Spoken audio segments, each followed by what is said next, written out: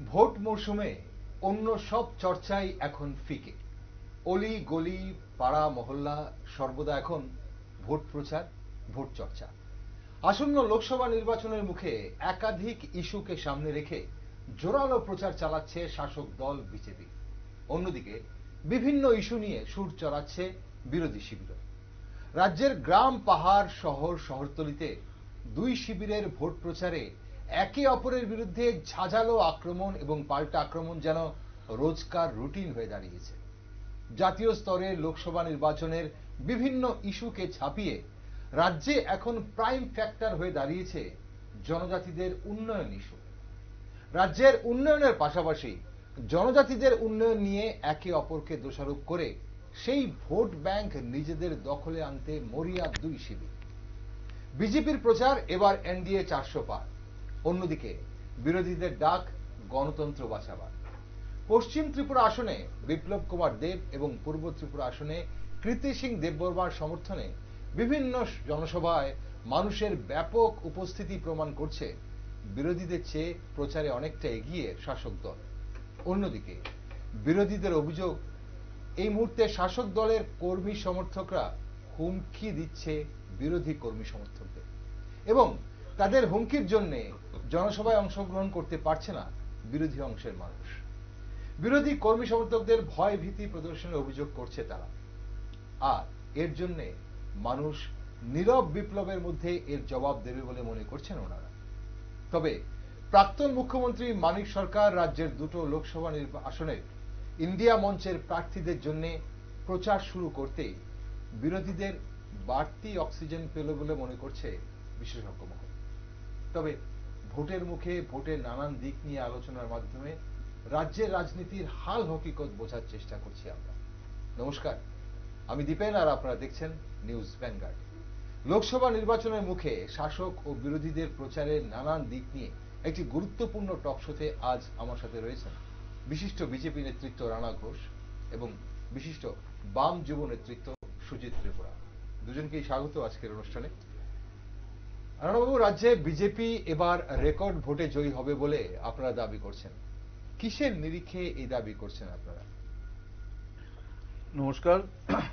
News ভ্যানগার্ডের পর্দায় রাজ্যে বহিরাজ্যে যারা আমাকে শুনতে পাচ্ছেন সকলকে জানাই গৈরিক অভিনন্দন, আন্তরিক শুভেচ্ছা। পাশাপাশি আর 4 দিন বাদেই আমাদের বাঙালিদের শ্রেষ্ঠ উৎসবগুলোর মধ্যে আরেকটা উৎসব বাংলা নববর্ষ। তো এই নূতন বছরে জাতি উপজাতির রাজ্য ত্রিপুরায় সকলকে জানাই আমার দলীয় পক্ষ থেকে অনেক অনেক শুভেচ্ছা, অভিনন্দন। দেখুন, আমরা বিগত দিনে 2019-এর যখন লোকসভা নির্বাচন ছিল তখন নির্বাচনের পূর্বেই আমরা বিভিন্ন ধরনের ঘোষণা দিয়েছি যে আমরা এবার বাজিমাত করব। বিরোধীদের বিভিন্ন জায়গায় জমানত জব্দ হওয়ারও আমরা ঘোষণা দিয়েছি এবং বিজেপি পুনরায় যে লোকসভা ভোটে ভারতের প্রাণ প্রতিষ্ঠা করার জন্য পুনরায় নির্বাচিত হচ্ছে এই ভারতবর্ষে, সেটা আমরা পূর্ব ঘোষণা দিয়েছিলাম এবং সেই মোতাবেকই ভারতীয় জনতা পার্টি বিপুল আসন নিয়ে জয়ী হয়েছে। এবারও তার পুনরাবৃত্তি। আমাদের এবার ঘোষণাটা আরেকটু জোরালো। কেন জোরালো? জোরালোটা অবশ্যই কাজের নিরিখে, জনসমর্থনের নিরিখে। আমরা যেই পরিমাণ কাজ করেছি, বলা বাহুল্য ভারতবর্ষ বলুন, ত্রিপুরা রাজ্য বলুন, আমি যেহেতু এই রাজ্যের ছেলে, আমি এই রাজ্যের কথাটা আনছি। 6 বছর হতে চললো আমাদের সরকার শাসন করছে। বিগত দিনের সঙ্গে যদি তুলনা করি, আমি যদি ভেঙে ভেঙে বলতে চাই, মানে এই ধরনের 5-7টা টক শোর টাইম লেগে যাবে যে সরকার আসার পরে 6 বছরে আমাদের কি কি উন্নয়ন হয়েছে এই রাজ্যের। তারপরেও কিছু উদাহরণ না দিলে না হয়, সেগুলো আমি দেব। এবং আপনি যদি ভারতবর্ষের কথা বলেন, ভারতবর্ষ এখন অর্থনৈতিক দিকে 5ম স্থানে সারা বিশ্বের মধ্যে। যেই ভারতবর্ষের অবস্থান ছিল 67 সারা বিশ্বে, সেই জায়গা থেকে আজকে 5ম। এবং নরেন্দ্র মোদীজি ঘোষণা দিয়েছেন যে এইবার এনডিএ সরকার আসার পরে তৃতীয় স্থান দখল করবে অর্থনীতিতে ভারতবর্ষ। এছাড়া রাস্তাঘাট বলুন, সার্বিক উন্নয়ন বলুন, জনগণের জীবনযাত্রার মান বলুন, সমস্ত দিকে ভারতবর্ষের এই ধরনের উন্নয়ন হয়েছে। এবং মহিলারা, আমাদের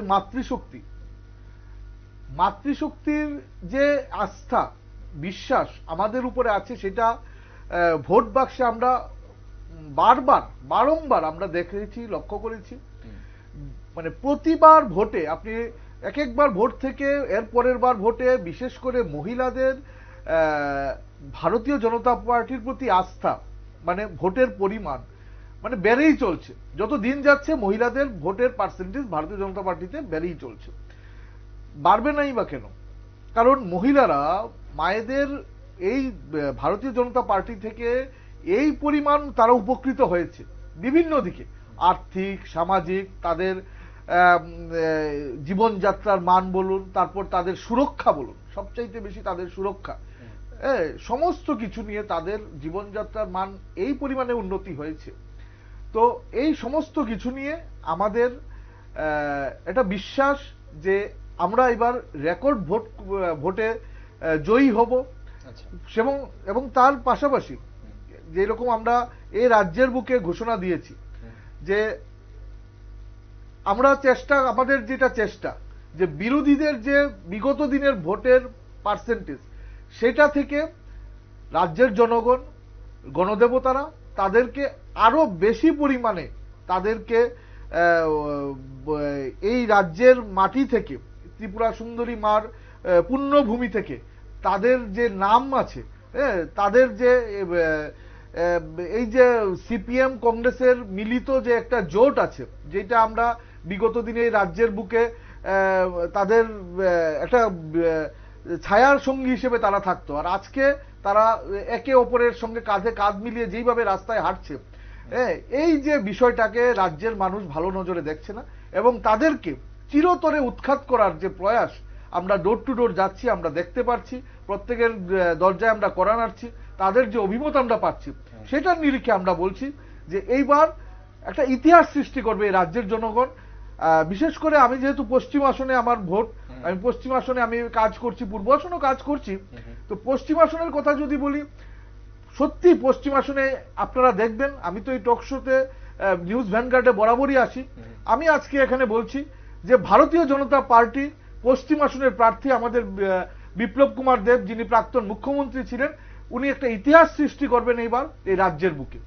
ওকে, আসবো আপনার কাছে রানাবাবু আবার। এবং আপনি নিশ্চিত এবং কিসের নিরিখে আপনারা এই দাবি করছেন আপনাদের এই জয় বলে আপনি বললেন?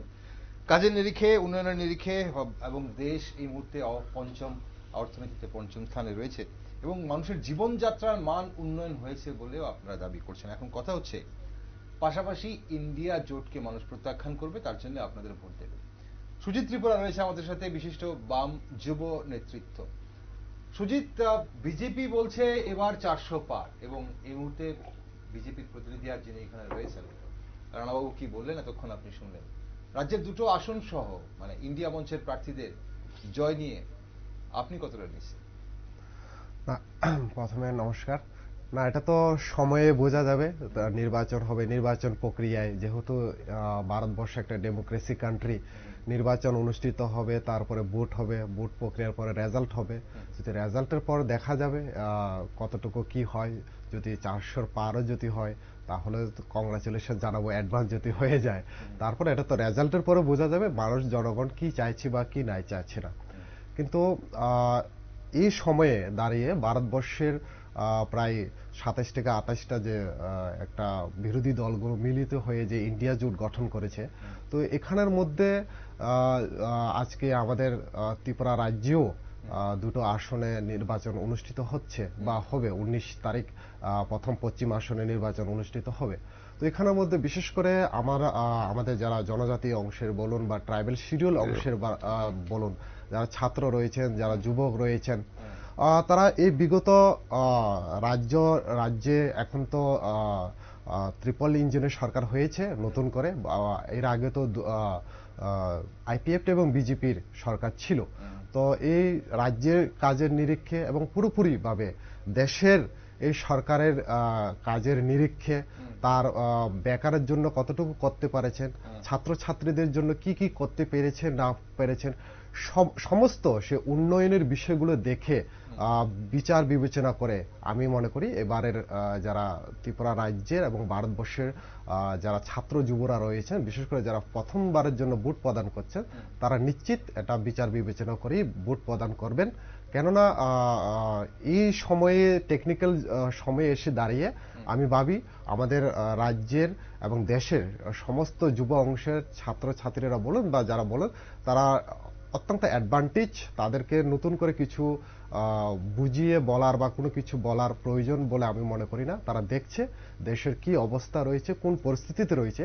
সো ওভারঅল বিচার করে আমি ভাবি এবারের নির্বাচনটা পুরো দেশের জন্য একটা গুরুত্বপূর্ণ নির্বাচন হয়ে দাঁড়িয়েছে। তো দেখা যাক এখন রেজাল্টের পরে কি হয়। কিন্তু হ্যাঁ, মানুষ তৈরি হয়ে আছেন যে বিজেপি সরকার, যে কেন্দ্রের যে বিজেপি সরকার, কেন্দ্রের ইস্যুগুলো নিয়ে তার বিরুদ্ধে ভোট প্রদান করার জন্য একটা মানুষ তৈরি করে আছে। এখন দেখার বিষয় যদি সুষ্ঠুভাবে ঠিকভাবে যদি ভোট প্রদান তারা করতে পারে, রেজাল্টের পরে সেটা বলা যাবে।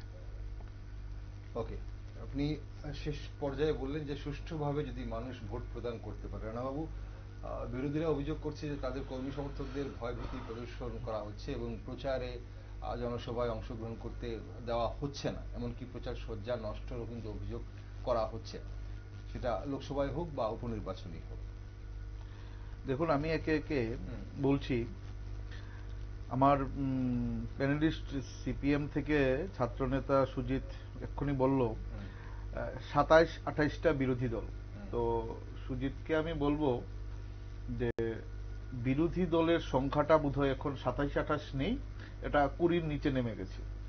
কারণ তাদের এই I.N.D.I.A, আমি ইন্ডিয়া বলবো না, আমাদের দেশের নামটাকে একটা রাজনৈতিক দলের সঙ্গে জড়িয়ে তারা যেই ভোট বাক্সের রাজনীতিটা করতে চেয়েছিল সেটা আমি বলবো না।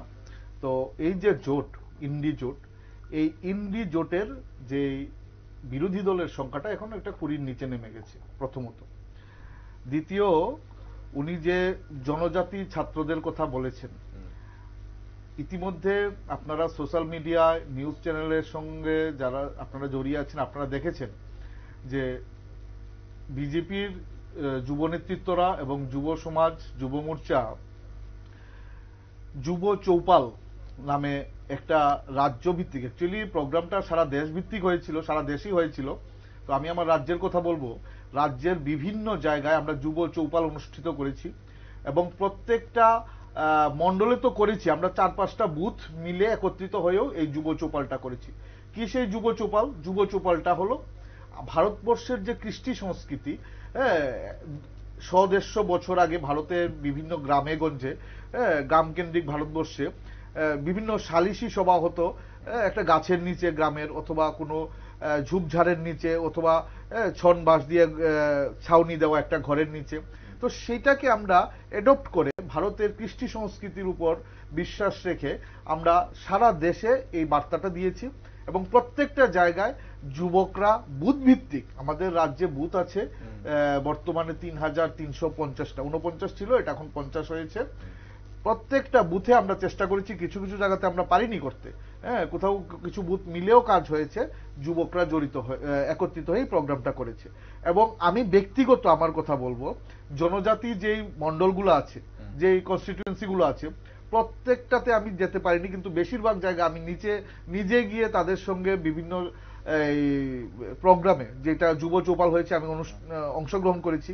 আমি দেখেছি যে জনজাতি, হ্যাঁ উনি ঠিক কথা বলেছেন যে প্রত্যেকের হাতে স্মার্টফোন আছে, শিক্ষিত লোক এখন, যুব সমাজের হাতে অ্যান্ড্রয়েড ফোন আছে। হ্যাঁ, তারা এখন বিচার করে যে 70 বছর যেই কংগ্রেসটা দেশে ছিল তাদের সময়ের উন্নয়ন আর 2014 পরে থেকে নরেন্দ্র মোদী আসার পরে এই দেশের উন্নয়ন কোন মাত্রায় গিয়েছে, তারা এই স্মার্টফোন, অ্যান্ড্রয়েড ফোনেই তারা খুব সহজেই 1-2টা টিপ দিয়ে তারা দেখতে পারে।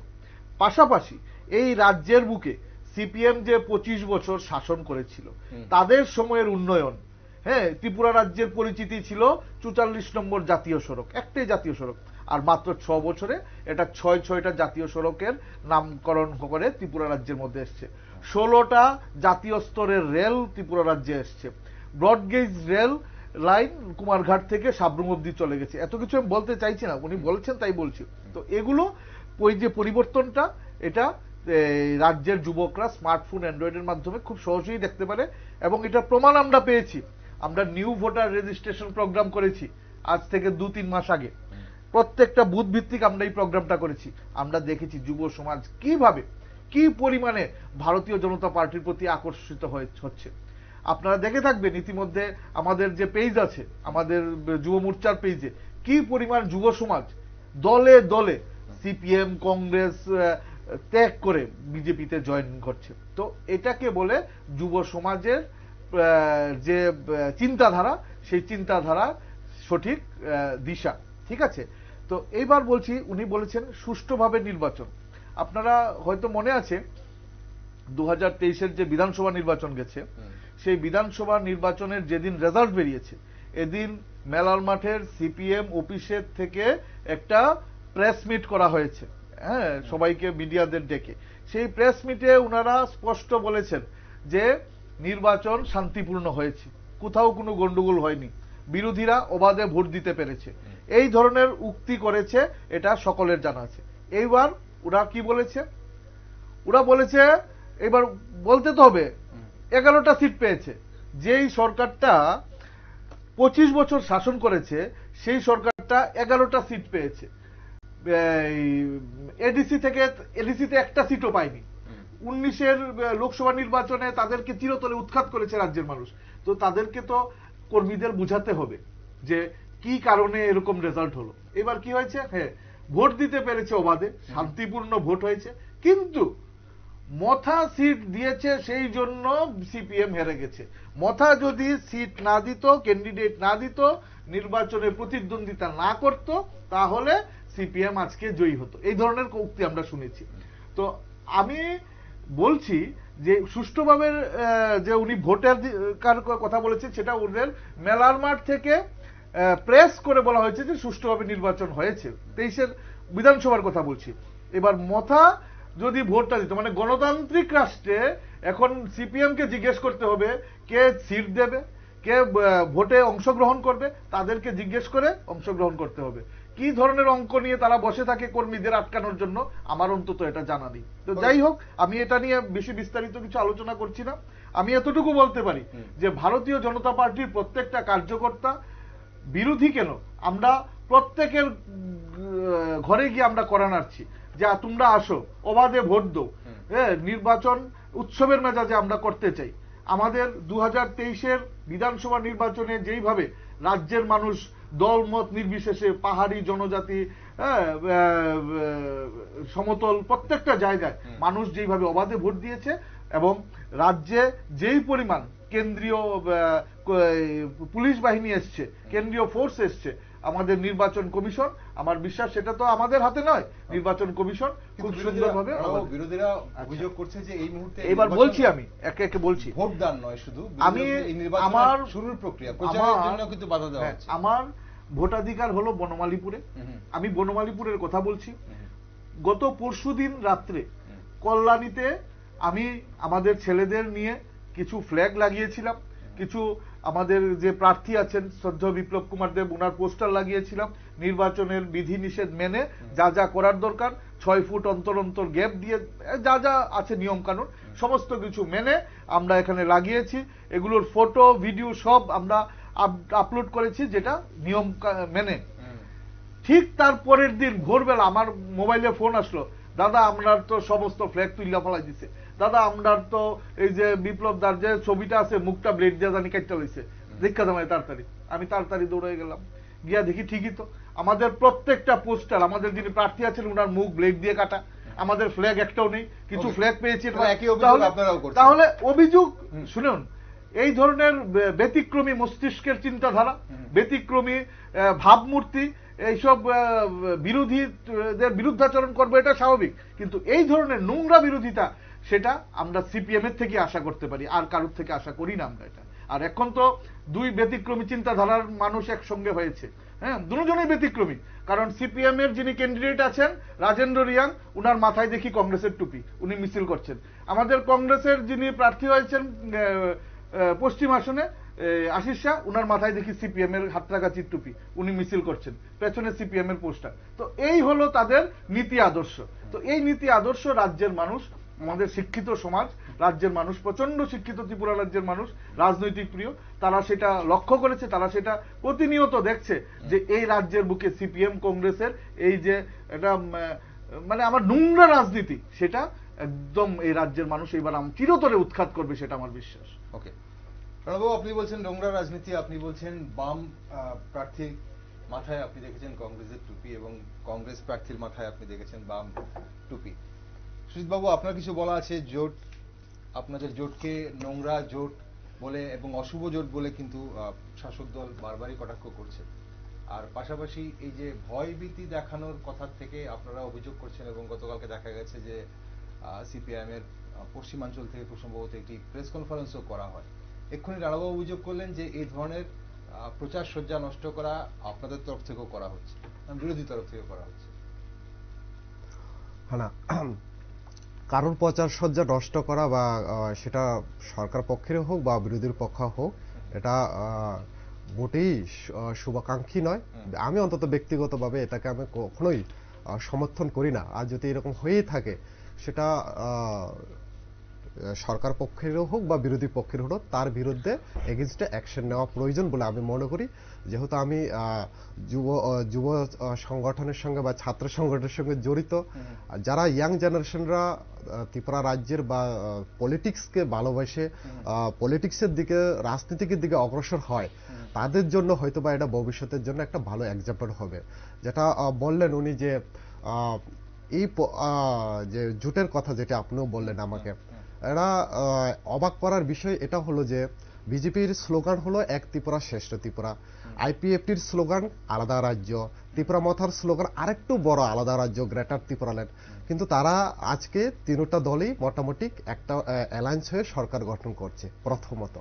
তো আমি বুঝতে পারছি না তারা মানে এই জোটকে কিভাবে তারা এটা ব্যাখ্যায়িত করবে। কিন্তু আমরা কি বলছি, সেখানে রাজনৈতিকভাবে যদি আমি বিশ্লেষণ করতে যাই, সেখানে কংগ্রেস এবং সিপিআইএম এর মতাদর্শ আলাদা হতেই পারে এবং ভারতবর্ষের অন্যান্য রাজনৈতিক দলের মতাদর্শ আলাদাও হতে পারে।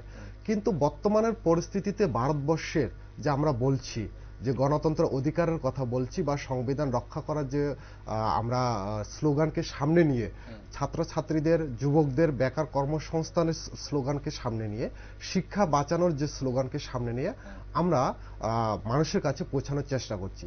কেন বলছি এই কথা? কারণ আমরা দেখেছি 2014 সালে যখন লোকসভায় ভারতীয় জনতা পার্টির সরকার গঠন হয় বা এনডিএ সরকার যখন গঠন হয়, তখন শ্রদ্ধেয় প্রধানমন্ত্রী বলেছেন বা তারা বলেছেন যে নাকি 1 বছরে 2 কোটির মতন চাকরি হবে। তারপরে তাহলে এরকম হিসেবে 5 বছরে প্রায় 10 কোটির মতন চাকরি হওয়ার কথা।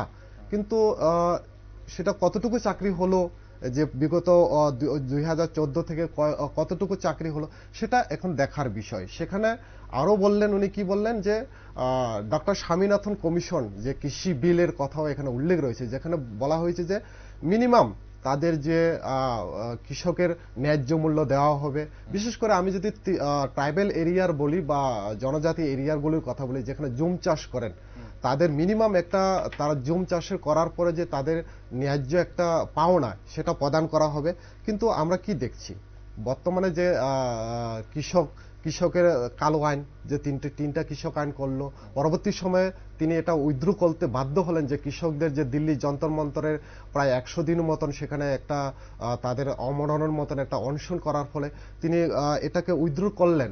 কিন্তু তারপরে কিন্তু এটার বাস্তবায়িত কিন্তু এখন কি, আদৌ কি এখনো ও এই যে উইথড্র করেছেন তার কি কোনো প্রভাব এখনো কি ফেলেছে? বা এই যে 5 বছরে যে 10 করোড় চাকরির কথা বলেছেন, এটা কি বাস্তবে কি ভারতবর্ষের যুবকরা, ত্রিপুরার যুবকরা এটা কি পেয়েছেন? তো এই নিরীক্ষেই আমি বলতে চাই রাজনীতিটা এই নিরীক্ষেই হোক যে কর্মসংস্থানের নিরীক্ষে, ছাত্রছাত্রীর শিক্ষার অধিকার নিরীক্ষে, যদি এই নিরীক্ষে যদি ত্রিপুরার রাজনীতি বা ভারতবর্ষের রাজনীতিতে যদি হয়, তাহলে ভবিষ্যতে ছাত্রছাত্রী বলুন বা যুবকরা বলুন এই রাজনীতির অভিমুখী হওয়াতে আরো তারা উৎসাহিত হবে।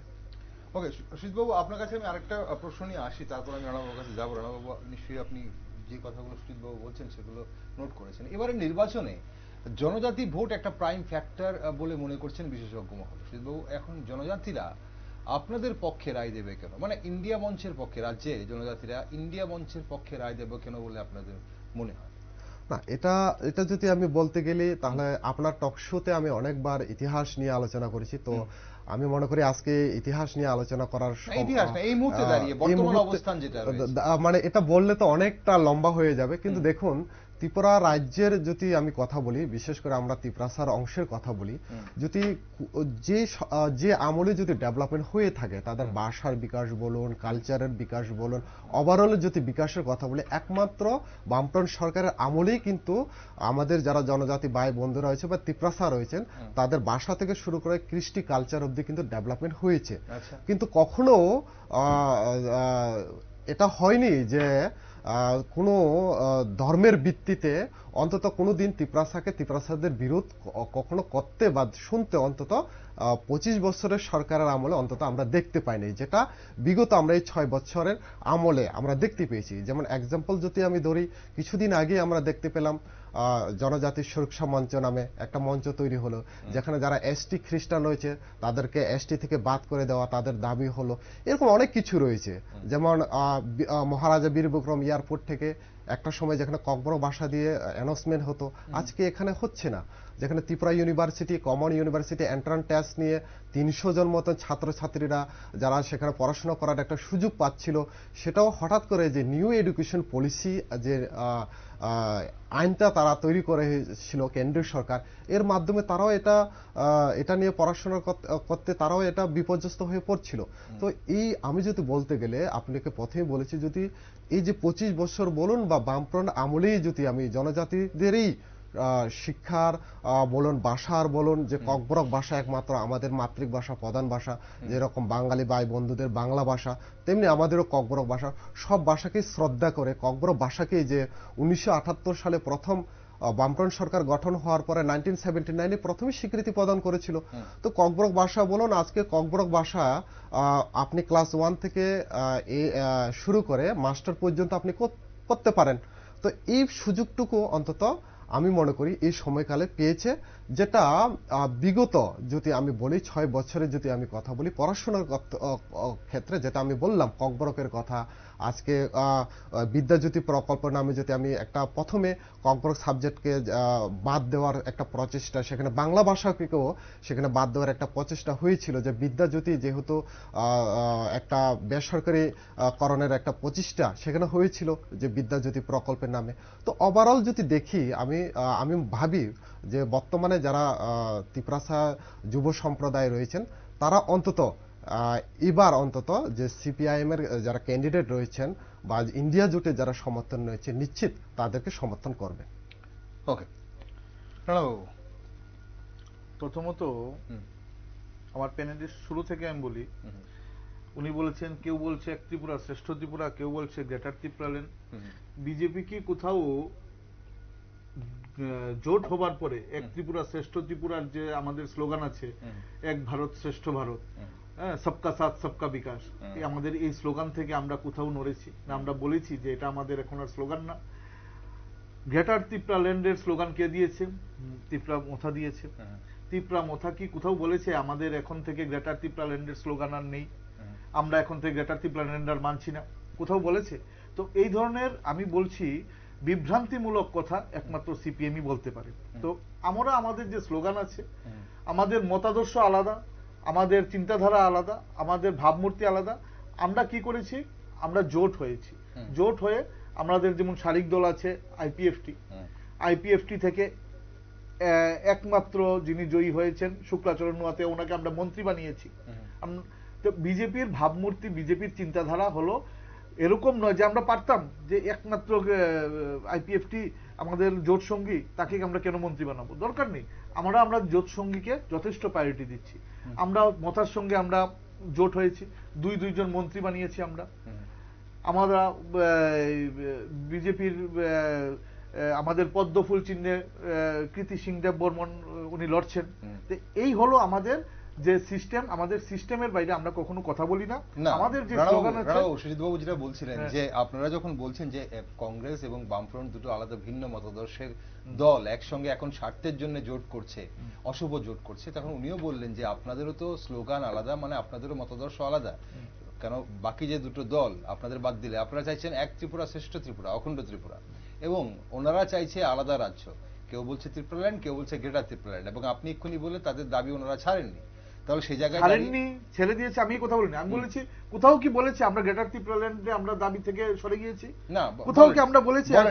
ওনাদের দাবি, ওনাদের আদর্শ ওনারা মেনে চলছেন, এবং দুটো ভিন্ন মতাদর্শ আপনারাও জোট করেছেন, এটাই উনি বলতে চেয়েছেন। সেটাই তো বলো, আমরা তো কেউ বলিনি কোথাও যে আমরা এক ত্রিপুরা শ্রেষ্ঠ ত্রিপুরা থেকে আমরা এখন আর নেই, আমরা এখন গ্রেটার ত্রিপুরাল্যান্ড। গ্রেটার ত্রিপুরাল্যান্ড যাদের দাবি তারা কি বলেছে আমরা এখন গ্রেটার ত্রিপুরাল্যান্ড থেকে সরে আমরা এক ত্রিপুরা শ্রেষ্ঠ ত্রিপুরাতে এসেছি। যে যার দাবি নিয়ে অনড় আছে, আমরা আমাদের যেটা রাজ্যের উন্নয়নের ক্ষেত্রে যেটা যেটা দরকার আমরা সেই পথেই যাচ্ছি। এরপরে উনি বলেছেন যেটা সিপিএম বলুন, কংগ্রেস বলুন, তাদের যে কোনো মিডিয়া সামনে বসলে তাদের একটাই কথা থাকে যে বিজেপি সরকার আসার সময় 2 কোটি চাকরির কথা বলে প্রতিশ্রুতি, 2014 সালের লোকসভা নির্বাচনের প্রতিশ্রুতি। দেখুন, আমি বারবার এটা নিয়ে চর্চা আমিও করতে চাই না, তবুও উনি বলেছেন তাই বলছি। 2 কোটি বলেছেন তো, সেটা আমরা পরিসংখ্যান করে দেখেছি মোটামুটি একটা, যেটা বৎসরে 2 কোটি, হ্যাঁ চাকরির কথা বলেছেন। আমরা কর্মসংস্থান বৎসরে 2 কোটির জায়গা ন্যূনতম 3 থেকে 4 কোটি যুবকের কর্মসংস্থান হয়েছে। সে বিভিন্নভাবে কর্মসংস্থান হয়েছে। 2 কোটি চাকরি মানে সরকারি চাকরি কি বললেই সরকারি চাকরি সবাইকে দেওয়া সম্ভব? সেটা কখনো সম্ভব না। প্রত্যেক ঘরে ঘরে সরকারি চাকরি দেওয়া সম্ভব না। যারা পাশ করে স্টুডেন্ট বেরোয় তাদেরকে সরকারি প্রত্যেককে চাকরি দেওয়া সম্ভব না। আমাদের দেশে বিভিন্ন কলকারখানা আছে, বিভিন্ন আউটসোর্সিং আছে, বিভিন্ন বৈদেশিক জায়গাতে আমাদের প্লেসমেন্টের ব্যবস্থা আছে, দেশেও বিভিন্ন জায়গাতে প্লেসমেন্টের সুবিধা থাকে। এছাড়াও স্কিল ইন্ডিয়ার মাধ্যমে আপনাদের জানা আছে রাজ্যের এবং বহিরাজ্যের প্রায় এক্ষণে আমাদের রাজ্যের কথাই যদি আমি বলি, আমার কাছে যে পরিসংখ্যান আছে প্রায় 20,000 যুবক আমাদের স্কিল ইন্ডিয়াতে তারা প্রশিক্ষণ নিয়েছে এবং বিভিন্ন জায়গাতে তারা কর্মসংস্থানে জড়িয়ে গেছে। এই 6 বছরের কথা আমি বলছি। তো এটা হলো পরিবর্তন, এটা হলো যুবকদের মনের কথা। সেটা আমি এখানে উনারা যে কন্টিনিউ বলেন, উনারা জানেন এই বিষয়টা, এরকম নয় যে উনারা জানেন না, উনারাও জানেন, কিন্তু এটা এখন মিডিয়ার সামনে ওদেরকে আবার বুঝাতে হয়, বলতে হয় যে এইভাবে আমাদের কর্মসংস্থান হয়েছে। কৃষির কথা বলছেন দিল্লিতে, তো কৃষি আন্দোলনের কথা উনি বলছেন। কৃষি আন্দোলনে আমরা পরবর্তী সময় দেখেছি বিভিন্ন সময় মিডিয়াতে যে যারা তরোয়াল নিয়ে কৃষকের নামে, কৃষকের মাথায় পাগড়ি লাগিয়ে তরোয়াল নিয়ে যারা এসছে, তারা একজনকে অ্যারেস্ট করেছে পুলিশ, সে 3-3টে মার্ডারের সঙ্গে জড়িত। সে কৃষকই না। আরেকজনকে আমরা দেখা গেছে সে বিভিন্ন সময় খালিস্তানি আন্দোলনের সঙ্গে সে জড়িয়েছিল, সে খালিস্তানি উগ্রবাদীদের কৃষকের নাম দিয়ে ঢুকিয়ে দিয়েছে। তো এই ধরনের মানে কৃষকদের নিয়ে দিল্লিতে কৃষি আন্দোলন হচ্ছে। যারা অরিজিনাল যারা কৃষক, তাদের সেখানে কোনো বলতে তারা সেখানে অংশগ্রহণই করেনি, কারণ কৃষকরা জানে, অরিজিনাল যারা কৃষক, যে কৃষি বিলটা বিজেপি সরকার করেছিল সেই বিলে তারা উপকৃত না অনুপকৃত। এইবার যারা বিরোধীরা আছে তারা জানা আছে যদি কৃষি বিলটা পাশ হয়ে যায় সঠিকভাবে, এবং হবেও আগামী দিনে, আমি বলে রাখছি হবেও আগামী দিনে, যদি কৃষি বিলটা সঠিকভাবে পাশ হয়ে যায় তাহলে কৃষকদের থেকে তাদের আর কোনো ভোট ব্যাংকের আর কোনো রাস্তা থাকবে না। কৃষক কোল সেই বিরোধীরা যারা আছে তাদেরকে পুরো মাত্রায় এই দেশের মাটি থেকে উৎখাত করে দেবে। এবার এই যে হাজার হাজার কৃষক যে আন্দোলন করলো, আপনি তাহলে বলছেন ওনারা সত্যিকারের কৃষক নয়, এক, আর যারা এখানে আন্দোলন করেছেন তাদেরকে বিরোধীরা ভুল বুঝিয়েছে, এবং আপনি বলছেন যে কি 3টে কালো আইন প্রত্যাহার করা হয়েছে এবং বিরোধীরা বলছে যে কালো আইন, এবং এই 3টে আইন প্রত্যাহার করা হয়েছে, সেগুলো পরে আবার চালু হবে। দেখুন, হ্যাঁ। কালো আইন বিরোধীরা বলছে বিজেপি সরকার তো এইগুলো আইন পাস করেছিল বা আইন পাস করেনি, সেটা কৃষি বিলে এনেছিল, হ্যাঁ, সেটা আইন পাস করার প্রক্রিয়া হচ্ছিল, কিন্তু দেশের যে পরিস্থিতি তারা এনে দাঁড় করিয়েছিল দিল্লির মতন জায়গায়, আমাদের রাজধানীর বুকে, তো সেই মাপকাঠিতে দাঁড়িয়ে তো ওই সময়টাতে কৃষি বিল প্রত্যাহার হয়নি, সাময়িক স্থগিত রাখা হয়েছে।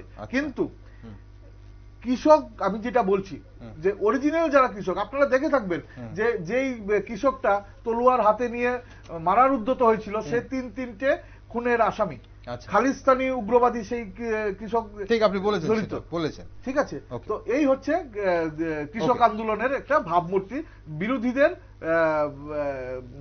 বিরোধীদের যে সঙ্গে নিয়ে, বিরোধীদের কথায় তারা রাজি হয়ে যে আন্দোলনে তারা নেমেছিল, বিশেষ করে পাঞ্জাব এবং হরিয়ানা থেকে, এটা হলো তাদের ভাবমূর্তি, তাদের চেহারা। এইবার উনি পরবর্তী সময় উনি বললেন যে জনজাতি অংশের ভোটের কথা, আপনি উন্নয়নের কথা বলছেন, যে বামফ্রন্টের আমলেই সবচেয়ে বেশি উন্নয়ন হয়েছে। অবাক যে তারা এখনো কি ধরনের রাজনীতি করে, কোন রাজনীতিতে তারা বিশ্বাসী না জেনেও তারা না জানার ভান করছে। আজকে ত্রিপুরা রাজ্যের বুকে জনজাতিদের, উনিও একজন জনজাতি, আমার প্যানেলিস্ট যেটি বসে আছে উনি একজন জনজাতি, উনি জনজাতি হয়ে আজকে জনজাতিদের যে মান বিজেপি সরকারের আমলে হয়েছে সেইটা তারা মানতে চাইছে না।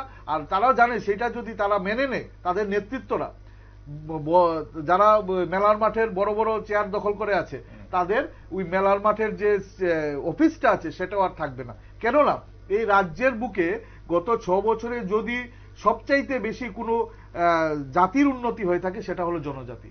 আচ্ছা, ঠিক আছে, উনি ককবরকের কথা বলছেন। আজকে 25 বছর শাসন হয়েছে এই রাজ্যের বুকে, 25 বছরের শাসনে উনি ককবরক ভাষার কথা বলছেন। কেন উনাদের সময়ে ককবরক ভাষাটাকে আমাদের পাঠ্যপুস্তকের আওতাধীন আনা হয়নি? কেন আমাদের যে বোর্ডের পরীক্ষা আছে, বোর্ডের এক্সাম আছে, সেই বোর্ডের এক্সামে ককবরক ভাষাকে স্থান দেওয়া হয়নি? কেন আজকে মহারাজা বীর বিক্রম যে এয়ারপোর্টটা আছে, সেই মহারাজা বীর বিক্রম এয়ারপোর্টকে মহারাজার নামে, এই রাজ্যের যার নামে পরিচিতি, ওনার নামকরণ করা হয়নি? আজকে বিজেপি সরকার আসার পর মহারাজা বীর বিক্রম এয়ারপোর্ট নামকরণ হয়েছে। আগে ছিল আগরতলা বিমানবন্দর। আজকে কামানচমনিতে আপনারা দেখবেন মহারাজার একটা প্রতিকৃতি স্থাপন করা হয়েছে। বিভিন্ন জায়গায় আমাদের লেচু বাগানে দেখবেন শচীন্দ্রলাল সিংহের একটা মূর্তি স্থাপন করা হয়েছে, শচীন সিংহের মূর্তি স্থাপন করা হয়েছে, শচীন দেববর্মনের। তারপর এই আমাদের সরকার আসার পরে 6 বছরে এই রাজ্যের 5 জন জনজাতিকে দেশের সর্ববৃহৎ 3য় সম্মান পদ্মশ্রী সম্মানে ভূষিত করা হয়েছে। আজকে কেন এই 25 বছর তো ওরা শাসন করেছিল, দিল্লিতে ওদের যাদের সঙ্গে আতাত হয়েছে বর্তমানে, আর আগে পেছনের সারিতে আতাত ছিল, আজকে কেন একজন জনজাতিকেও তাদের পদ্মশ্রী সম্মানে ভূষিত করতে পারলো না? আমাদের সময় তো 5 জন জনজাতি আমাদের এই রাজ্যের বুকে যাদের জন্মগ্রহণ, তাদেরকে পদ্মশ্রী সম্মানে ভূষিত করা হলো। আজকে কিছুদিন পূর্বে আপনারা দেখেছেন যে ঋষা, যেটা জনজাতিদের মান উন্নয়ন এবং জনজাতিদের গলাতে সেটা ধারণ করা হয়, সেটা আমাদের সরকার আসার পরেই প্রত্যেক জাতি জনজাতিরা আপনারা দেখবেন, হ্যাঁ, প্রত্যেকের গলাতে ঋষার একটা অংশীদারি ছিল। কিন্তু পরবর্তী সময় আজকে থেকে 10-12 দিন আগে আমাদের মুখ্যমন্ত্রী ঘোষণা দিয়েছেন যে ঋষাকে আমাদের যে গুগল জিআই ট্যাগে সেটাকে আওতাধীন করা হয়েছে। আজকে পৃথিবীর, বিশ্বের যে কোনো জায়গায় ঋষাকে যদি কেউ সার্চ করে গুগলে, তাহলে ত্রিপুরার নাম আসবে, ত্রিপুরার নাম উজ্জ্বল হবে। আজকে কেন 25 বছরে ত্রিপুরা রাজ্যের মধ্যে বিভিন্ন যেই টুরিস্ট স্পটটি আছে, সেগুলোকে তারা কেন বিশ্বের দরবারে বা দেশের দরবারেই বলুন না কেন, তারা কেন তুলে ধরেননি? আজকে আমাদের সরকার আসার পর ত্রিপুরা রাজ্যের প্রত্যেকটা টুরিস্ট স্পট, আমরা বিশেষ করে টুরিস্ট স্পটগুলো জনজাতি অংশে, জনজাতিরা যেই জায়গাতে বাস করে ওই জায়গা, আজকে বিশ্বের বিভিন্ন জায়গা থেকে, দেশের বিভিন্ন জায়গা থেকে টুরিস্টরা ওই জায়গাতে আসছেন, কেনাকাটা করছেন। আপনারা এই কাজগুলো আপনি বলছেন, আরো অনেক আছে। উনি জনজাতি স্টুডেন্টদের কথা বলেছেন। জনজাতি স্টুডেন্টদের জন্য যেই ইসের ব্যবস্থা থাকে, স্টুডেন্টের স্কলারশিপের ব্যবস্থা থাকে, সেই স্কলারশিপের পরিমাণ বাড়িয়ে দেওয়া হয়েছে। জনজাতি স্টুডেন্টদের জন্য ফ্রি কোচিং এর ব্যবস্থা করা হয়েছে। ইউপিএসসি যে এক্সাম আছে, ইউপিএসসি এক্সামের জন্য জনজাতি স্টুডেন্টের প্রত্যেক বছর 7 জন ইউপিএসসি এক্সামের স্টুডেন্টকে ফ্রিতে কোচিং এর ব্যবস্থা করা হয়েছে এই রাজ্যের বুকে। তো এটা হলো জনজাতিদের উন্নয়নের মাপকাঠি। 2024-এর মধ্যে জনজাতির প্রত্যেকটা পাহাড়ে মানে এডিসিতে প্রত্যেকের বাড়িতে ফ্রিতে জল পৌঁছে দেওয়ার ব্যবস্থা করা হয়েছে। আজকে আপনি যান, আমি তো যাই, আমি প্রত্যেকটা জনজাতি অংশে গিয়ে আমি নিজে সংগঠন করি, আমি বলতে পারি জনজাতি অংশের যে রাস্তাঘাটগুলো আছে বিগত দিনে কি রাস্তাঘাট ছিল, আজকের দিনে কি রাস্তাঘাট হয়েছে। ত্রিপুরা রাজ্যে এরকম অনেক জায়গা ছিল জনজাতির অংশে যারা বসবাস করেন, সেইখানে বাইসাইকেল নিয়ে যাওয়া যেত না, আজকে ওই রাস্তাগুলোতে গাড়ি নিয়ে যাওয়া যায়। বাইসাইকেল যাওয়া যেত না, আজকে গাড়ি দিয়ে সহজেই ওই জায়গাগুলোতে যাওয়া যায়। তো এটা হলো উন্নয়ন, এটা হলো উন্নয়নের মাপকাঠি। আমি আরেকটু বলি, ত্রিপুরা রাজ্যে 19টা জনজাতি গোষ্ঠী আছে। আজকে আমাদের সরকার আসার পর এই 19টা জনজাতি গোষ্ঠীর যারা দলপতি আছেন, সমাজপতি আছেন, তাদেরকে আমরা বিভিন্নভাবে বারংবার আমরা বিভিন্ন সম্মানে ভূষিত করেছি। আমাদের প্রধানমন্ত্রী যখন আসেন দিল্লি থেকে, আপনারা দেখে থাকবেন যে জনজাতির যে 19টা গোষ্ঠী আছে, প্রত্যেকটা গোষ্ঠীর যারা সমাজপতিরা আছেন তাদেরকে প্রধানমন্ত্রীর সঙ্গে আমরা বসিয়ে মত বিনিময় করাই। তো আজকে পর্যন্ত ওই যে জনজাতি গোষ্ঠীর যে সমাজপতিরা আছেন, আজকে তো তাদের যে মুখ্যমন্ত্রী ছিল উনার সঙ্গে অবধি বসতে পারেননি, কথা বলতে পারেননি। তো এটা হলো পরিবর্তন, এটা হলো উন্নয়ন। তাই জনজাতিদের নিয়ে তারা যদি এই যে মায়াকান্না করে, সেটা করাটা তারা যতবার করবে ততবার রাজ্যের মানুষের সামনে আমরা তাদের মুখোশ খুলে দেব, এবং তারা বুঝে নেই যে যতবার তারা এটা নিয়ে কথা বলবে, আমরা যতবার মুখোশ খুলবো, তাদের যে সম্মানটা জনজাতিদের নিয়ে তাদের কোন জায়গায় যাচ্ছে সেটা তারা সহজেই বুঝতে পারবে। ওকে সুজিত, ককবরক ভাষার পরীক্ষার ব্যবস্থা করা হয়নি, বামফ্রন্ট আমলে পদ্মশ্রী দিচ্ছে, এই মুহূর্তে বিজেপি আমলে মূর্তি স্থাপন, এয়ারপোর্টের নাম রিসা টুরিস্ট স্পট, স্টুডেন্টদের জন্য স্কলারশিপ বাড়ানো হয়েছে এবং ফ্রি কোচিং এর ব্যবস্থা। 2024-এর মধ্যে জল পৌঁছে যাবে, নানান ইস্যুর কথা বলছেন জনজাতিদের জন্য, এবং এগুলো এই 6 বছরে হয়েছে, তারপরেও আপনাদের অভিযোগ কেন? না, এতক্ষণ আমি ওনার কথা শুনছি বা শুনছিলাম, আশা করি উনিও এখন আমি একটু সময় দিয়ে আমার কথা উনি ধৈর্য সহকারে শুনবেন, যেহেতু আমি ওনারটা শুনেছি। তো শোনার পরে লাস্টে আমি জাস্ট দুটো ক্লিয়ারিফিকেশন ওনার কাছ থেকে নিয়ে যাব, যেটা আমারও ভবিষ্যতে জনজাতিদের স্বার্থে বা বলুন বা রাজ্যের রাজনীতিতে আমার এটা কাজে লাগবে। দুইটা বিষয় আমি ওনার কাছ থেকে আজকে এখান থেকে নিয়ে যাব। প্রথমত বিষয়, উনি বললেন যে বুটের এক্সামে কেন ককবরক ইনক্লুড করা হয়নি। উনি কি রাজ্যের শিক্ষা ব্যবস্থার বা ত্রিপুরার ইতিহাস সম্পর্কেও ওনার কতটুকু ধারণা আছে এটা আমার জ্ঞানবুদ্ধ নেই। কারণ উনি যদি জানতেন রাজ্যের শিক্ষা ব্যবস্থা সম্পর্কে, তাহলে উনি নিশ্চয়ই জানতেন যে ককবরক ভাষায় বুটে এক্সাম হয়, ককবরক ভাষায় মাস্টার ডিগ্রি পর্যন্ত করানো হয়, যেটা আমি প্রথমেই বলেছি যে 1980 সালেই প্রথম কেবিটি টিচার নিয়োগ করার মাধ্যমে 1 থেকে 10 অবধি ককবরক শিক্ষক ককবরক ভাষায় পড়াশোনা করার ব্যবস্থা হয়েছে। তারপরে 2015 সালে মাস্টার ডিগ্রি পর্যন্ত এখানে পড়াশোনা করার স্কুপ করে দেওয়া হয়েছে। তো এখন উনি কোনখান থেকে এই কথাটা বললেন সেটা আমার, আমরা তো এবছর দেখলাম যে আন্দোলন করতে হলো পরীক্ষার জন্য, তাহলে না, এটা পরীক্ষার জন্য আন্দোলন করতে হয়নি, এটা স্ক্রিপ্টের জন্য আন্দোলন করতে হয়েছে। অ্যাকচুয়ালি এটা যদি পরীক্ষার জন্য বলেন তাহলে ভুল হবে, এটা স্ক্রিপ্টের জন্য, যেটা স্ক্রিপ্টের জন্য ত্রিপুরা মথার স্টুডেন্ট অর্গানাইজেশন বলুন বা অন্য স্টুডেন্ট অর্গানাইজেশন বলুন তারা করেছিল। কিন্তু আমরা ওই সময় বলেছিলাম এটা একটা পলিটিক্যাল ইস্যু বলে, যেটা পরবর্তী সময় এটা প্রমাণ হয়ে গেল যেটা একটা পলিটিক্যাল ইস্যু। যেমন শ্রদ্ধেয় মন্ত্রী সুশান্ত চৌধুরী উনি এসে বললেন যে রোমান এবং বাংলা স্ক্রিপ্ট নিয়ে, উনি তো বলে দিলেন আগে যেভাবে ছিল ঠিক ওইভাবেই থাকবে, তাহলে তো এটা পরিষ্কার হয়ে গেল, রাজ্যের মানুষের কাছে পরিষ্কার। তারপরে উনি যে কথাগুলো বলছেন, আমি যেহেতু একটা যুব সম্প্রদায়ের সঙ্গে যুক্ত বা জনজাতি অংশ থেকে বিলং করি, আমি চাই সমস্ত অংশের মানুষ সুন্দরভাবে, আমাদের দুইজনের যে কথাবার্তা ওনার তরফ থেকে উনি যেটা রাখছেন, আমি আমার তরফ থেকে যেটা রাখছি সবার কাছে যাক। তার জন্য হয়তো আমি ওনার কথায় আমি ইন্টারফেয়ার করিনি, কিন্তু মানুষ যারা আমাদেরকে দেখছেন তারা নিশ্চয়ই বুঝতে পাচ্ছেন যে ওনার কথা থেকে যে উনি যে জনজাতিদের কথা, যে ডেভেলপমেন্টের যে কথাগুলো বললেন, তো এখান থেকে মানুষ যারা বুঝার তারা বুঝে নিয়েছেন যে আদৌ কি চলছে না চলছে না। তো আমি ওনার লাস্টে ওনাকে আমি দুইটি কোশ্চেনে আমি রাখতে চাইবো। সেটা হলো, উনি বললেন যে এক ত্রিপুরা শ্রেষ্ঠ ত্রিপুরা ওনাদের দাবি ছাড়ছেন না, ভালো কথা। এদিকে যারা ত্রিপুরা ল্যান্ড বলছেন বা যে গ্রেটার ত্রিপুরা ল্যান্ড বলছে তারাও তাদের দাবি ছাড়ছেন না, ওনারা তাদের দাবি রয়েছে। তো আমার প্রথম কোশ্চেন ওনার কাছে থাকবে, এটা হলো যে তাহলে কি আপনারা গ্রেটার ত্রিপুরা ল্যান্ডকে সমর্থন করছেন? প্রথম কোশ্চেন। সেকেন্ড কোশ্চেন হলো যে আপনি বললেন যে ককবরক বা জনজাতিদের জন্য আমরা শুধু আবেগ খেলছি বা এরকম খেলছি, তাহলে আমি এটাই বলবো স্কলারশিপ নিয়ে উনি বললেন যে স্কলারশিপ নিয়ে আমরা ট্রাইবাল ওয়েলফেয়ারে এতদিন ধর্নায় বসেছি। উনাকেও আমি অনুরোধ করব, উনি গিয়ে যদি ট্রাইবাল ওয়েলফেয়ারে গিয়ে ডাটাগুলি চেক করতে পারেন, উনি দেখবেন যে বিগত সময়ে কোর্স ফির বাবদ অনুযায়ী যেখানে 80,000 90,000 এনআইটি স্টুডেন্টগুলো প্রদান করা হতো, এখন সেটা 20 থেকে 25,000 মধ্যে নামিয়ে আনা হলো। সেটা কেন হলো এটাও উনি দেখবেন। উনি এটাও দেখবেন যদি উনি গিয়ে এটা তথ্য বের করে আসেন যে দশরথদেব মেরিট অ্যাওয়ার্ড, যে মেরিট অ্যাওয়ার্ড ছাত্রছাত্রীদেরকে ভালো রেজাল্টের করার জন্য সেখানে এসসিদের বি.আর. আম্বেদকর অ্যাওয়ার্ড এবং এসটিদের দশরথদেব অ্যাওয়ার্ড, এই দুইটা অ্যাওয়ার্ড তাদেরকে মেরিট অ্যাওয়ার্ড নামে প্রদান করা হতো। তো বিগত 6 বছর ধরে এই মেরিট অ্যাওয়ার্ড বন্ধ কেন? তো উনি যদি এটা তথ্য নিয়ে যান তাহলে উনি আলোচনা করতে পারবেন বা উনি এটা একটু বুঝতে ওনার পক্ষে সম্ভব হবে বলে আমি মনে করি।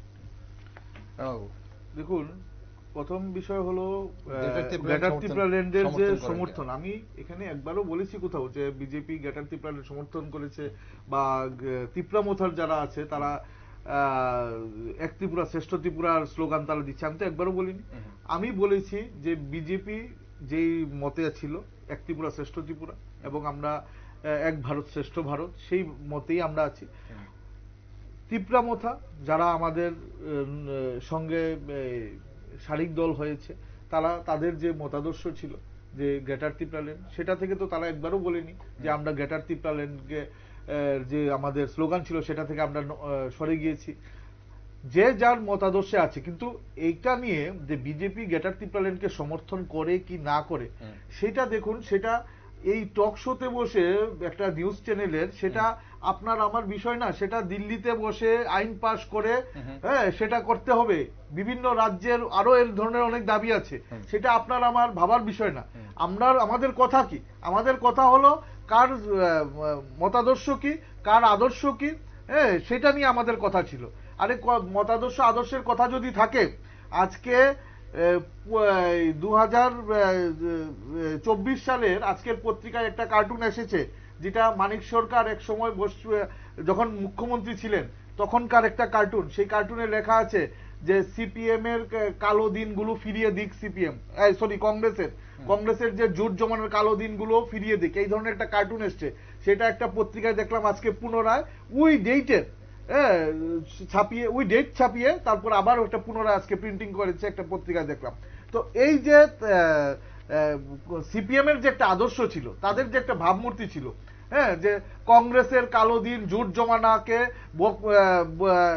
কেউ ভুলার নয়, হ্যাঁ কংগ্রেসকে ভোট দিলে সিপিএম কংগ্রেসকে যদি ভোট দেওয়া হয় এই রাজ্যের মানুষ আবার মাতৃহারা হবে, পিতৃহারা হবে, ছেলে মা হারা হবে, স্বামী হারা হবে। এই ধরনের যে ওদের স্লোগান ছিল, ওদের স্লোগানটা আজকে কোথায় গেল?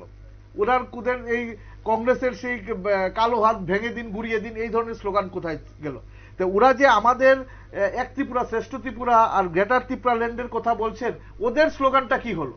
ওরা যে বলছে আজকে, সেই জন্যই আপনি দেখে থাকবেন যে ওরা পাহাড়ে যে গণমুক্তি পরিষদের নামে ওরা যেই দলটা চালাতো, হ্যাঁ যে পাহাড়ে ওরা কি করতো, বিধানসভা নির্বাচনে ওরা 21 থেকে কাউন্টিং হতো, কারণ 20টা ওদের পকেটে ছিল, 20টা আসন এই রাজ্যের 7টার মধ্যে 20টা পকেটে ছিল, আর বাকিগুলো তারা কংগ্রেসের সঙ্গে সমঝোতা করত। তো আজকের দিনে যে গণমুক্তি পরিষদ ছিল, সেই গণমুক্তি পরিষদ কোথায় গেল? আজকে উনি জবাব দিক না, উনি আমাকে প্রশ্ন করছেন, উনার প্রশ্নের উত্তর আমি কেন দেব? আমার প্রশ্নের উত্তর উনি দেখ। আজকে 25 বছরের একটা সরকার যখন 2018 সালে চলে গেল, তখন 20টা সিটের মধ্যে থেকে কেন তারা 2টা পেল?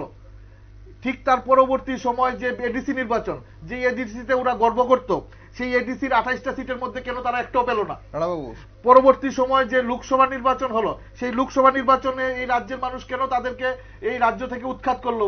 যে লোকসভার যে ওকে, আপনাদের ভাষায় রাজ্যের মানুষ কেন তাদেরকে বারংবার এই রাজ্যের মুখ থেকে মুছে দিচ্ছে?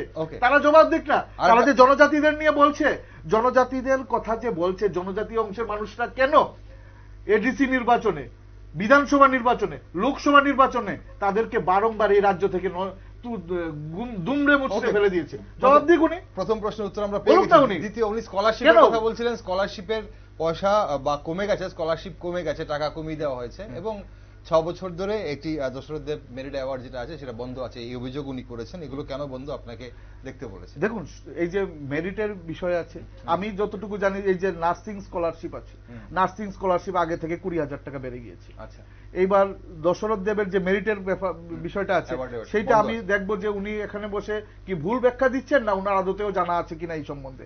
কিন্তু আমি যেটার কথা বলছি সেখানে তো 20,000 টাকা বেড়ে গেছে স্কলারশিপ।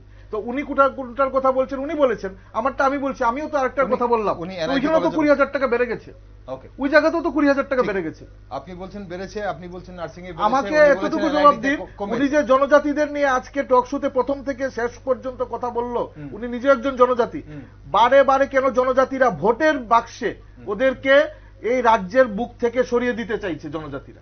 এটার উত্তর দিন উনি। ঠিক, আমি আজ চাইবো সুজিত, 2018 পর থেকে বামফ্রন্টকে কেন প্রত্যাখ্যান করছে বারবার জনজাতিরা? আর নিশ্চয়ই আমি উত্তর দেব, কারণ আমি প্রথমেই বলেছি যে আমাদের দুইজনের কথা যাতে সবাই শুনুক, সবার কাছে যাক, তার জন্য আমি ইন্টারফিয়ার করিনি। আবারও অনুরোধ করবো যাতে না করা হয়। হ্যাঁ, আমি শর্ট করে বলি, কারণ সব সময় একটা শিকারী মোরগের শিকার আমাদের ত্রিপুরা অংশের মানুষ। 2018-তে আইপিএফটি নামে একটা শিকারী মুরগি বিজেপি সরকার বানিয়েছে এবং 2023-এ ত্রিপুরা মথার নামে শিকারী মুরগ তারা তৈরি করেছে। যে শিকারী মুরগের যে শিকার যে তারা প্রসেস জনজাতির মানুষ জেনে গেছে, আর সেই শিকারীর যে প্রসেসটা জেনে যাওয়ার ফলেই ওই দিনের খুমলুঙের যে র্যালিতে সেখানে অটো ড্রাইভার থেকে শুরু করে টমটম ড্রাইভার বলছে যে যেভাবে জনজাতিদেরকে ঠকানো হয়েছে। প্রথমে ত্রিপুরা ল্যান্ডের নামে 11 দিন সেখানে মুখ্যমন্ত্রী মানিক সরকার যখন ছিল তাদেরকে এক ফোঁটাও তাদেরকে টাচ করা হয়নি। আর সেখানে বিপ্লব দেব যখন মাননীয় মুখ্যমন্ত্রী ছিলেন ওই সময় সিএ যখন আন্দোলন করেছিল মাধববাড়িতে, একদিন আন্দোলনে যখন গুলি করা হয়েছিল 5 জন জনজাতির অংশের, আর সেই শ্রদ্ধেয় এখন তিনি পশ্চিম আসনের ক্যান্ডিডেট, তাকে নিয়ে বোবাগরা ত্রিপুরা মথার সুপ্রিমো তিনি বলছেন আমার ভাইকে ভোট দেন, তো আমার নিজের ভাইয়েরকে ভোট দেন। তো মানুষ অটোমেটিক বুঝে গেছে, সেখানে আর বিস্তৃতভাবে বলার মতন পরিসংখ্যা আমি মনে করি প্রয়োজন নেই। মানুষ এখন পুরোপুরিভাবে প্রস্তুত রয়েছেন, মোটামুটি মানুষ বুঝে গেছেন যে কিভাবে এভাবে হচ্ছে। বলছি উনি আজকে আমি অন ক্যামেরা বলছি যে সিপিএম দলের পক্ষে থেকে যিনি এসছেন, হ্যাঁ, আমার প্যানেলিস্ট সুজিত বাবু, উনি আইপিএফটি কে শিকারী মুরগ বলেছেন, ত্রিপুরা মথাকে শিকারী মুরগ বলেছেন। হ্যাঁ, এই আইপিএফটি যখন আন্দোলন করছিল সেই আন্দোলনে যদি ওরা শিকারী মুরগ হতো তাহলে কেন সেই বড়মুড়া পাহাড়ে সিপিএম এর নেতৃত্বরা গিয়ে, অন ক্যামেরা বলছি, সিপিএম এর নেতৃত্বরা গিয়ে তাদের সঙ্গে সমঝোতা করার চেষ্টা করেছিল? 2023-এর নির্বাচনের আগে আইপিএফ ত্রিপুরা মথা যদি শিকারী মুরগ হতো তাহলে কেন এই ওদের যে সম্পাদক আছেন, রাজ্য সম্পাদক জিতেন বাবু, কেন ত্রিপুরা মথাকে দাবি দাবা সমর্থন করি, ত্রিপুরা মথা যদি চায় আমাদের সঙ্গে মিশতে আমরা রাজি আছি, কেন উনি এই ধরনের কথা বললেন? আজকে উনি টকশোতে বসে বলছেন যে বিজেপি আইপিএফটি কে বানিয়েছে, বিজেপি ত্রিপুরা মথাকে বানিয়েছে। যদি বিজেপি বানিয়ে থাকে তাহলে আপনাদের পার্টির সুপ্রিমো কেন বারবার ওদের সঙ্গে মিশে যাওয়ার কথা বলছে? শুনুন, মিথ্যে কথা বলার একটা জায়গা আছে। রাজ্যের মানুষ, আমি প্রথমেই বলেছি, এই রাজ্যের মানুষ শিক্ষিত মানুষ, এই রাজ্যের মানুষ শান্তিপ্রিয় মানুষ, এই রাজ্যের মানুষ রাজনৈতিক ব্যক্তিত্ব মানুষ। মিথ্যে কথা বলবেন না। সিপিএম মিথ্যে কথা বলে সেই জন্য বারবার পাহাড়ের থেকে তাদেরকে উৎখাত করছে বারবার, এবং এইবারও তার রেজাল্ট পেয়ে যাবেন। আপনার অনুরোধ থাকবে আমার ওনার কাছে যে নির্বাচনের রেজাল্টের পরে উনি যেন আমার সঙ্গে এই চ্যানেলে এই জায়গায় একটু বসেন, 2 দিন প্রমাণ করে দেব আমি যে কে ভুল ছিল কে সঠিক ছিল। ওকে, কে ভুল ছিল কে সঠিক ছিল সেটা সময় বলবে অবশ্যই। অসংখ্য ধন্যবাদ সুজিত বাবু আপনাকেও। রানাবাবু, আপনাকেও আজ অংশগ্রহণ করার জন্য টক শোতে। দর্শক বন্ধুরা, 2019 লোকসভা নির্বাচনে পশ্চিম ত্রিপুরা আসনে বিজেপি প্রার্থী প্রতিমা ভৌমিক 3,05,669 ভোটে জয়ী হয়েছিলেন। অন্যদিকে পূর্ব ত্রিপুরা আসনে বিজেপি প্রার্থী রেবতী ত্রিপুরা 2,04,290 ভোটে জয়ী হয়েছিলেন। এবার বিপ্লব কুমার দেব এবং প্রীতি সিং দেববর্মা দুটো আসন বিজেপির দখলে রাখতে পারবে কি? অন্যদিকে ইন্ডিয়া মঞ্চের প্রার্থীরা আশিস কুমার সাহা এবং রাজেন্দ্র রিয়াং কি পারবে হিসেব পাল্টে দিতে? সব নির্ভর করছে গণদেবতার ওপর। আর গণদেবতা কি সিদ্ধান্ত নিল তার সময় বলবে। তবে গণদেবতাদের মন জয় করতে কে কি বলছে সেদিকে নজর রাখছি আমরা। তাই আপনারা নির্বাচনের সব নিউজ আপডেট এবং টক শো দেখার জন্য চোখ রাখুন শুধুমাত্র নিউজ ভ্যানগার্ডে।